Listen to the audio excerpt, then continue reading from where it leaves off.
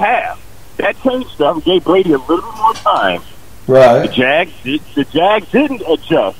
They were playing Gronk. They knocked Gronk out. They didn't adjust. So I'm just saying that discipline, pretty much when you're in the military jersey, why does everybody want to go with me? I'm just saying, keep it disciplined, people. You can't have a player-friendly coach and then everybody buddy, and then all the damn black players on the team don't even listen to you. They do what the hell they want to do, and then they embarrass you, and then you want to do like cover for the guy. Come on. Right, I hear you, man. I'll shut up now. I hear you, bro. I mean, this is the early morning vent. I still got people like the microwave Vince. I'll see if he want to call in.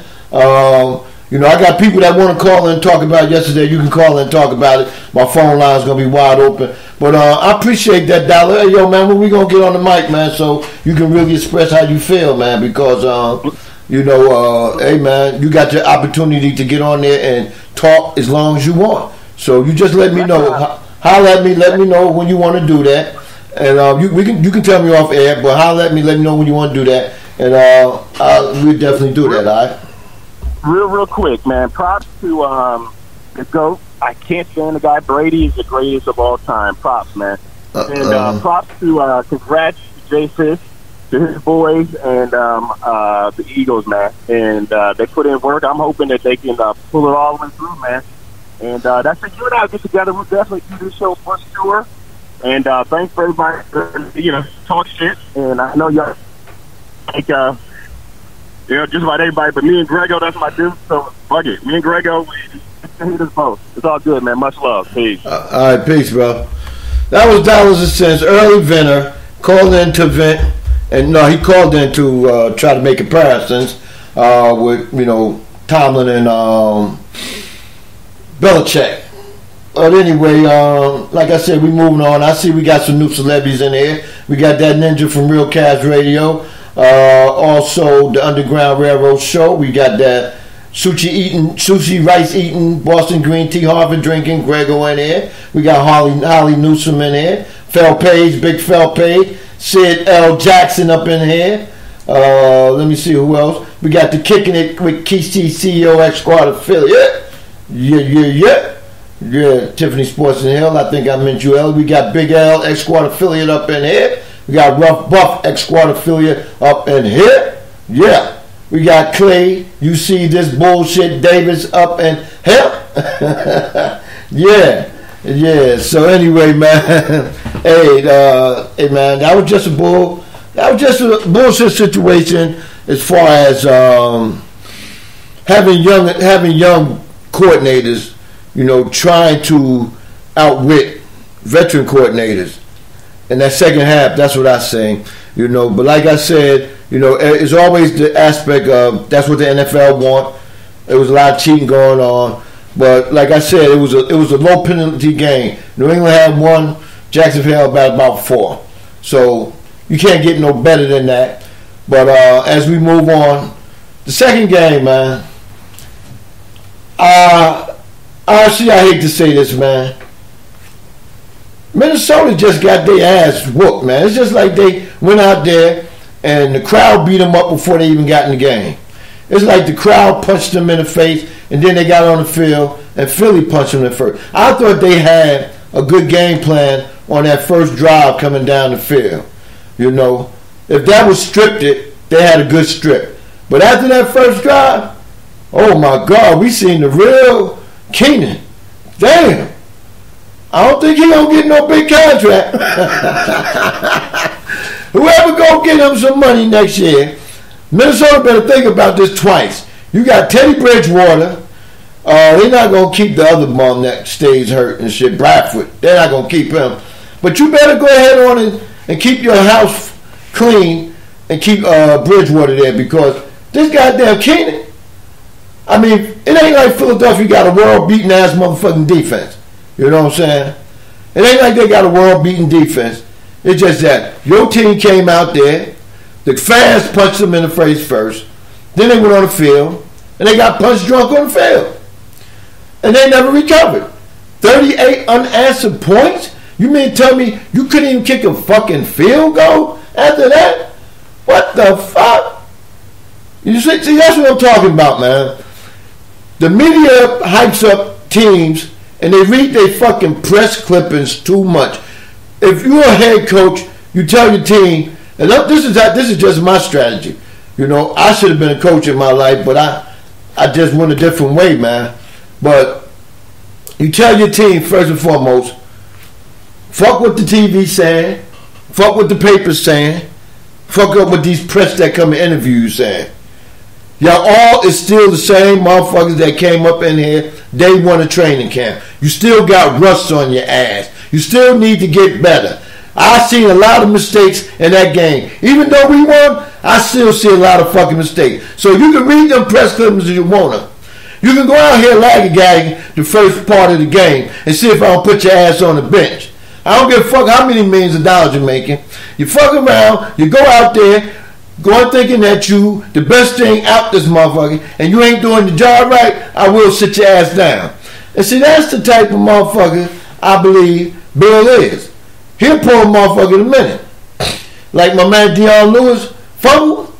He talked about the next series, but then he put him in to let him know that he wasn't going to be that hard on him, and he made a big run and got a first down to seal the game. So you got to let your players know who the boss is out here. That's why the last couple of years, you know, my team, we've been suffering, man, because we didn't have that true leader. And I'm kind of debating if this motherfucker we about to bring in here, is he going to be a true leader? Because I ain't got time for no more bullshit, man. It's either we going to get it better next year or not. But like I said earlier, I think if Jacksonville don't get a veteran quarterback, this was the closest they're going to get to a Super Bowl. I don't care how young they is, other teams are getting better. Each year you're going to have surprising teams stepping up. While you was making this run to the Super Bowl, other teams out there cleaning house, making room for veteran free agents and whatever they're going to get in the draft.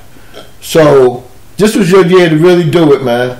But they fell short. I give them a big up for the season they had. Great season, you know. But like I said earlier, Gregor was in the house. I would never give you a big up on your goddamn team because your team is not superior to me. So I don't give under superior teams no goddamn big ups, you know. So I feel like this. If you want a big up from me, you cheer for my goddamn Knicks, all right? I'll give you a big up then, Gregor. Cheer for the Knicks. But anyway, I'm giving Gregor the opportunity to call up. Jay Fish the Microwave, Vince, even you, RC, even K3000 if you got your ears on, baby. You can call up too, man. Talk about your team. Talk about what you feel. Talk about how you feel. You know, it's been a long time coming for Philly, man. They went to the Super Bowl and blew it the last time they had the opportunity when they had Donovan McNabb, T.O. behind the reins, and it was to the same team right here they getting ready to play. So is this a revenge game, or is this we over the hump, we about to kick some ass game? Or will New England go in the game? Oh, I seen a funny little article, man. They had all the referees in saying 1, 2, 3, New England. Like they was coming out the huddle. So this is going to be a very close watch Super Bowl because, you know, it's already put out there that people think that, you know, the ref favored New England yesterday. Okay, yeah, we got it coming on. It's coming on strong. Put that number out there, 404-618-2119. That's the call-in number. When this caller come off the phone, we'll get to the next one. Caller, what you calling for? What you want to talk about? Hello, caller? Who else would it be but me? Who else would it be but me? Who is me? Who is me? Mr. Patty Cake Microwave. What's up? We got the microwave up in the house. What it be, microwave? You know, Chief, you know, I'm still trying to get my voice back right now. You know, I've been screaming and yelling and, I'm real proud of my team right now, man. We've been punching people in the mouth all year. All year, folks been doubting us, and we still come out there and we come out there and we fight just like the city of Philly. You know what I'm saying? We come out there and we just box people in the mouth, man. And I remember a team that beat New England by coming out there and boxing them in the mouth, and that was your squad. Right. But Microwave, I want to ask you a very important question, man. How did you feel? Because I thought about you when this happened. The first drive of the game. How did you feel, man? Well, here's the thing. And one thing I know about this is normally the first 15 plays of a game on offense are scripted. Right, that's so what I said. you already know what you're doing. Right. And Case Keenum found something early, and I literally said that. I was in the Eagles game yesterday, and I literally said that to my homeboy. You know Chris that lives next door to D. Right. I said he's an Eagles fan, so I'm like, yo, Case Keenum sees something. He wouldn't let our defense get off the field, and he marched down the field. He found a matchup that he liked, and they drove down there and they put in work. And you know, it was what it was. But then when we came out there on offense and we sputtered, man, I didn't know what the hell was going to happen. But then the defense settled down. You know what I'm saying? The defense sucked their teeth in, and then they went out there and they just played good, man. I know people want to say whatever about Case Keenum, but that first interception he thrown, it was motherfucking Chris Long that he hit his lead arm and then caught him like right in his armpit as he was releasing the throw. You know what I'm saying? So he made the play in the pocket against Case Keenum, and then it ended up being an interception that got returned for a touchdown. Ronald Darby, who you know, people say he's been getting toasted, all of that stuff and all of that. He was 30 yards behind the play on that interception, and he ran forward and made the block. Even though he got ran over, he still got in the way enough to spring Patrick Robinson into the end zone. Now the defense is into it. Now the crowd is into it. And it just became too big for Case Keenum and the rest of that damn Viking squad, man. And let me ask you this. You know they couldn't find that motherfucking Zimmerman after the game? They didn't come address the media after the game. If that was Cam Newton, they would have lambasted Cam Newton. Right. Wouldn't even address the fucking media, Chief. Microwave, I didn't even know that because I'm going to tell you, man, the way y'all punched them in the face yesterday, like I said at the beginning of the show, your crowd punched them in the face first. Then they went out on the field, got a little macho, and had a drive. And after that, man, after they stopped y'all on offense, man, they got punched in the face again and then kept getting punched. 38 unanswered points. And you said Zimmerman didn't show up to the press conference? I went to bed at 9 o'clock, Microwave. I missed Vince after the game show. I missed Mandeleon behind the closed door last night, man. I missed everything, man. I went to fucking bed, man, because the game fucking wasn't no good. It wasn't nothing on movies, on none of my movie channels. I didn't feel like fucking with Fire Stick last night. Man, so I went to bed, man. I mean, I got some good rest. That's why I feel so good this morning. But, man, I'm going to tell you like this, man. You know I don't like your team, right? Because you know why I don't like your team, right? But I love you. But I don't like your team. You know? But, hey, man. You know. Another thing, though, Chief. Another thing, though, man. Hey, shout out to Doug Peterson, man. I think he feels a certain type of way about Sean McVay getting voted the coach of the year. Man, he went out there. He coached a hell of a game. And you see the reads that he gave Nick Foles. He made the game real simple for Nick Foles. He only had to look one or two places and get rid of the ball. I'm glad you mentioned showing confidence in that pocket. You know what I'm saying? And Nick Foles showed a lot of poise in that pocket, man, stepping up in the pocket, getting rid of the ball, and trusting his receivers. And his receivers early in the game, Torrey Smith dropped the big one.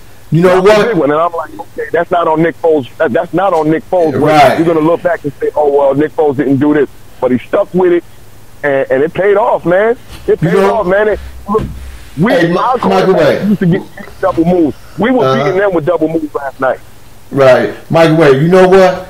I'm glad you mentioned Nick Foles because remember, me and you both were saying this early before the playoffs started, that don't sleep on Foles. Even though he was shaky the end of the season and the playoff game against the Falcons, he was a little shaky. He was just a little shaky. He wasn't all that shaky. He was able to come through.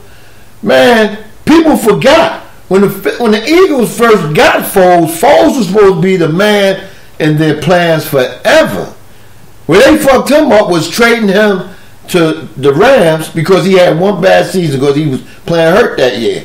They traded him to the Rams, and Jeff Fisher fucked that man's life up. He was about to retire. He was getting ready to start going fishing and whatnot. And also, people don't realize, You know what I'm saying?